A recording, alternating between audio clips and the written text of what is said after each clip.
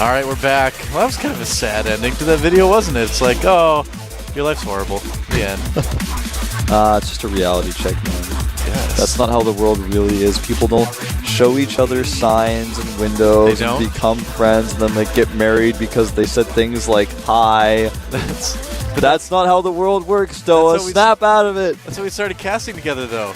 I was like casting something, and then I saw you downstairs in the window, and I like held up a sign that was like, cast? You held up a sign that was like, yes? Yeah, and then you held up a sign that was like Skype, and I like put up my Skype ID, then we started casting together. That's how it all began. That's true. And then I grab you on the shoulder. I'm like, no, Doa, that's not how it actually happened. You're like, aw. Well, the game is starting. Let's see if MarineKing can close it out, or will DongRaeGu give himself a little bit of new life here in the Arena of Legends Finals.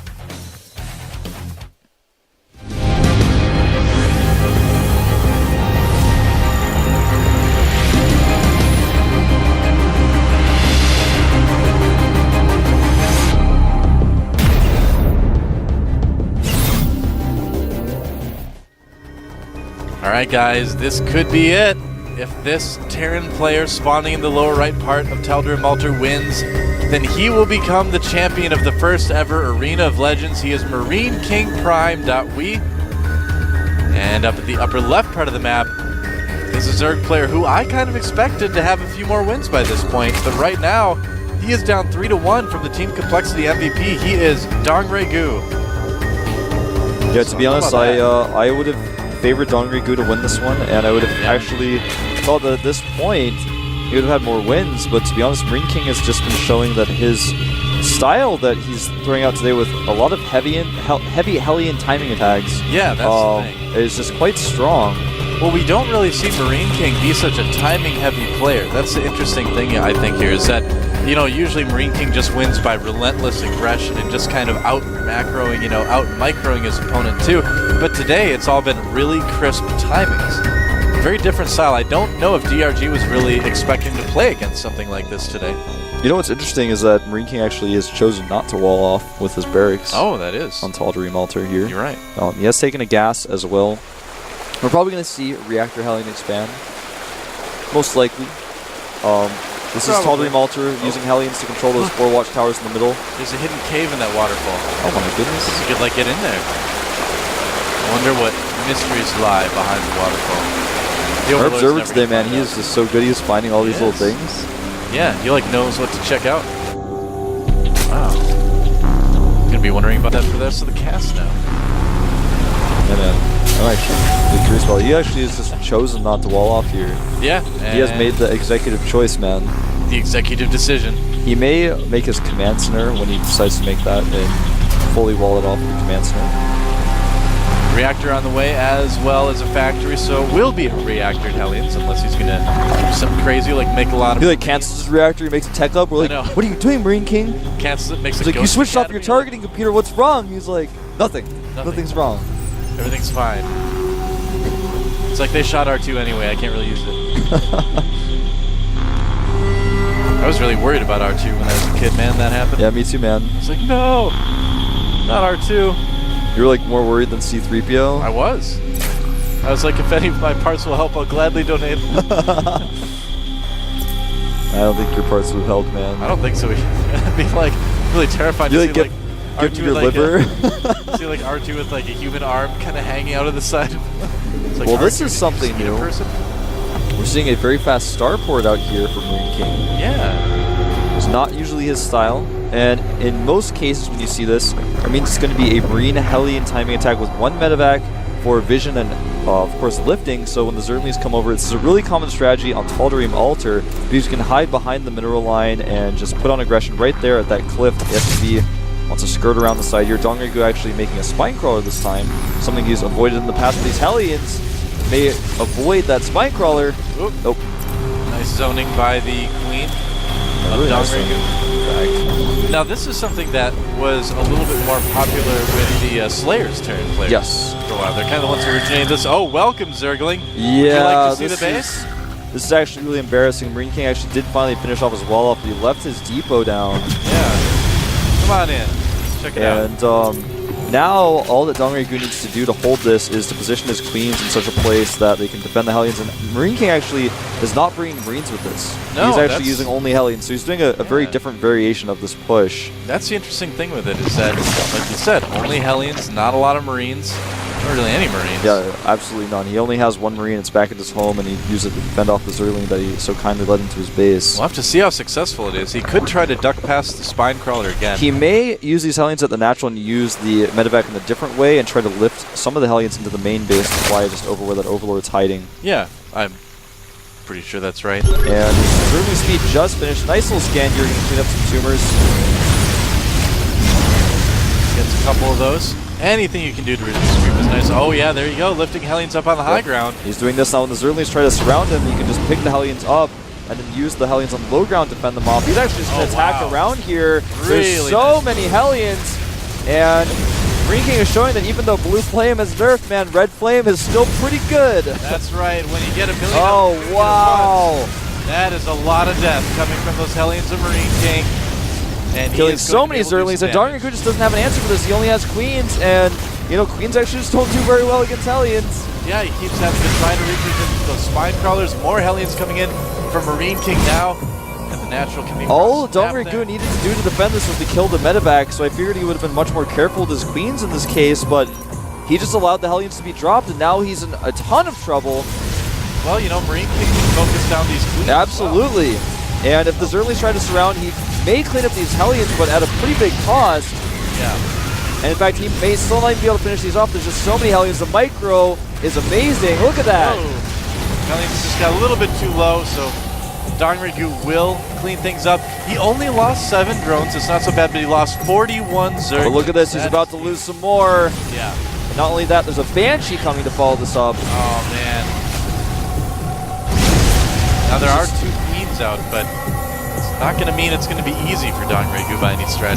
He's only killed 10 drones with this attack in total, but he's killed an immense amount of Zerlings. Yeah. And of course, 4 Zerlings. So right now, the worker count is actually 31 SCVs to 28 drones. There is a lair out, but with the amount of drones that DongRaeGu has right now, he can't really support any lair tech. He can't make a Spire or anything like that. It's just not reasonable for him to do that. Yeah, he's going to have to try to rely on the Queens to hold off these Banshees. Again, he only has 2 Queens.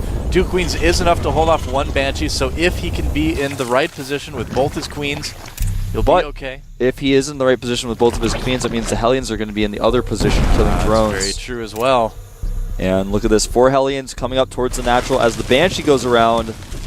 And he is making that Spire right now. But he's starting to lose more drones than his main. The Queens are going to have to go there. Now this is pretty common for Terran to follow up Banshees with Vikings. GG! But it doesn't matter. GG and MarineKing has done it. Wow. 4-1 to take the Arena of Legends. I didn't think that game was just going to end that simply. DongRaeGu he just surrendered, man. He's like, I can't deal with this. When I move my Queens, what are you going to do with your Hellions? You're going to kill all my drones up there. I guess so. He's like, this far into the game, you just have so many drone kills. You have more SCVs than I do. You have an expansion up. You're already teched.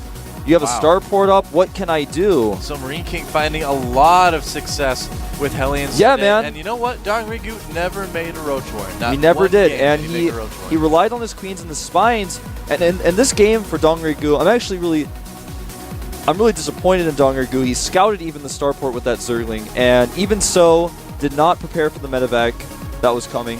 It was so obvious what was coming. I mean, he saw it all, man. He knew what was going on. He just didn't prepare. He was like, I can do this with just the Spines that I've made and Queens, and MarineKing said, no, you cannot. Well, I mean, if it's almost any other Terran, he would have been able to deal with that. I mean, but MarineKing's control, his decision-making is just so good. He's in his element. He's much, much more comfortable playing at home than playing in the studio. Everybody says absolutely. Everyone in Korea will say that MarineKing is unbeatable online. Yeah, yeah.